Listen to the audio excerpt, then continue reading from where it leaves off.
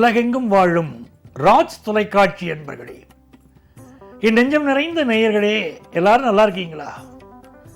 எல்லாம் வல்ல அந்த இறைவனுடைய அனுக்கிரகத்தினாலே நீண்ட ஆயுள், நிறைந்த செல்வம், பூரண மனநிம்மதியோடு நீங்க வாழ்வாங்கு வாழணும். அதற்காக அந்த சுவாமியை நான் பிரார்த்தனை பண்ணிக்கிறேன். இன்னைக்கு திருமண நாள், பிறந்த நாள் கொண்டாடக்கூடிய அன்பர்களுக்கு எனது உளப்பூர்வமான வாழ்த்துக்கள். இது நம்முடைய இன்றைய ராசி பலன்கள் நிகழ்ச்சி.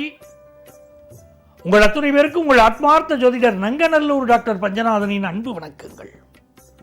இன்னைக்கு நம்ம பார்க்க போவது ஜனவரி மாதம் 12ஆம் தேதி 2026ஆம் ஆண்டு பலன்கள் பார்க்க போறோம்.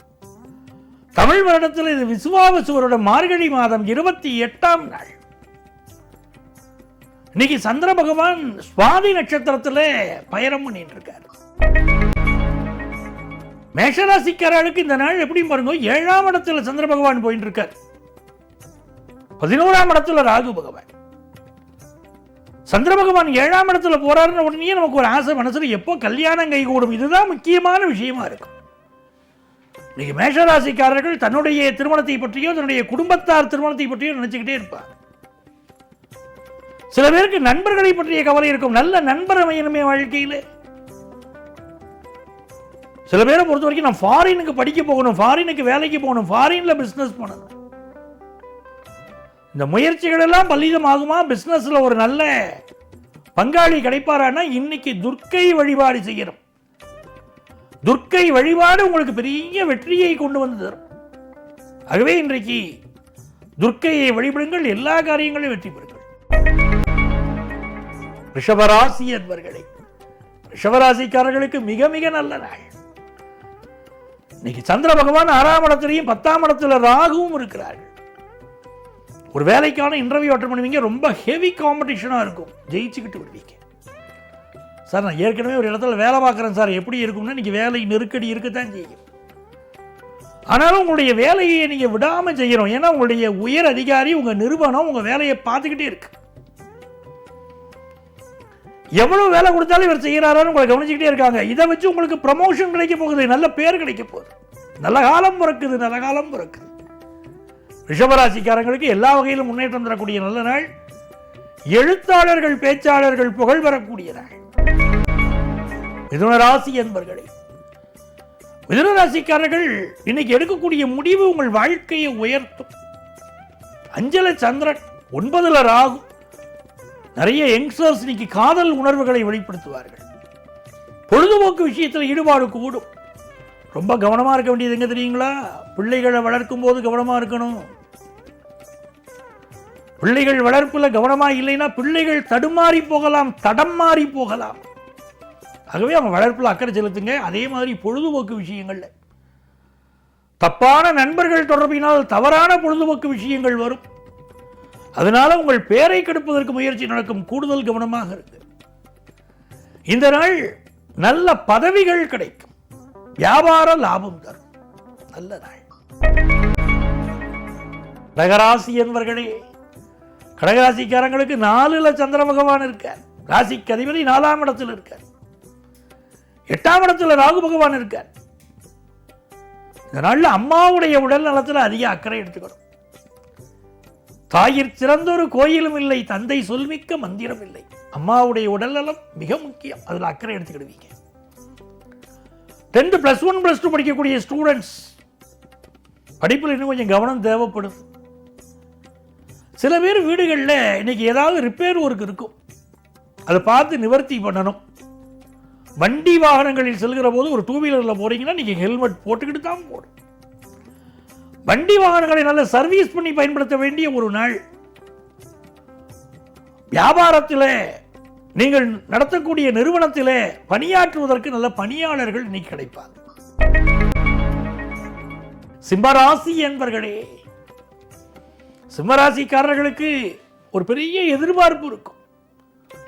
உங்களுக்கு மட்டுமில்ல, உங்க பிசினஸ் பார்ட்னருக்கும் பெரிய எதிர்பார்ப்பு இருக்கும், உங்க லைஃப் பார்ட்னருக்கும் பெரிய எதிர்பார்ப்பு இருக்கும். அந்த எதிர்பார்ப்புடைய இன்னைக்கு பயணங்கள் அமையும்.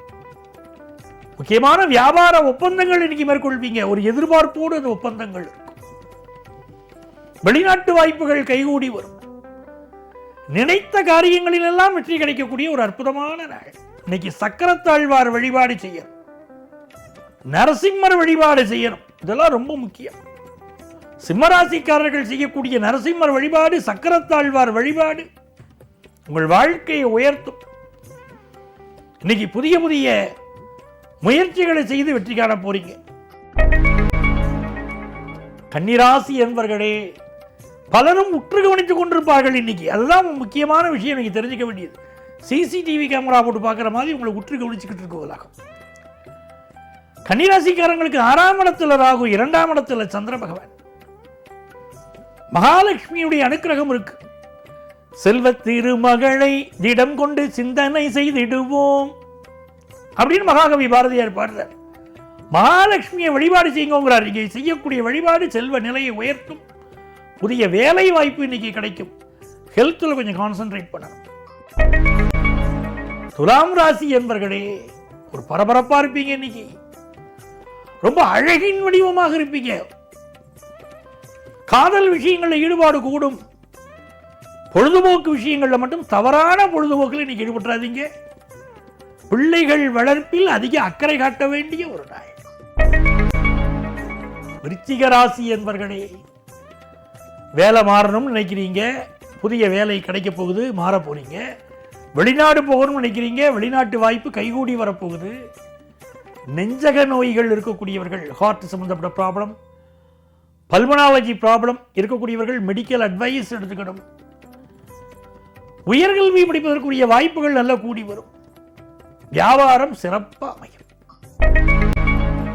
தனுசு ராசி என்பவர்களே, தனுசு ராசிக்காரங்களுக்கு லாபத்தில் சந்திர பகவான், 3ஆம் இடத்துல ராகு பகவான். முயற்சிக்கக்கூடிய காரியங்களில் எல்லாம் வெற்றி. புது அக்ரிமெண்ட்ஸ்ல நீ கையெழுத்து போடலாம். புதிய வேலை வாய்ப்புக்கான முயற்சியில் இறங்கலாம். சில பேர் பக்கத்து வீட்டையும் சேர்த்து விலைக்கு வாங்குவீங்க. எடுக்கிற முயற்சியெல்லாம் வெற்றி, பயணங்களில் வெற்றி, மனமகிழ்ச்சியான சூழ்நிலையெல்லாம் இன்னைக்கு இருக்கும். இந்த நாள் பசுவுக்கு உணவு கொடுங்க, கால்நடைகளுக்கு உணவு கொடுங்க. உங்க வாழ்க்கையில் எல்லா நன்மையும் நடக்கும்.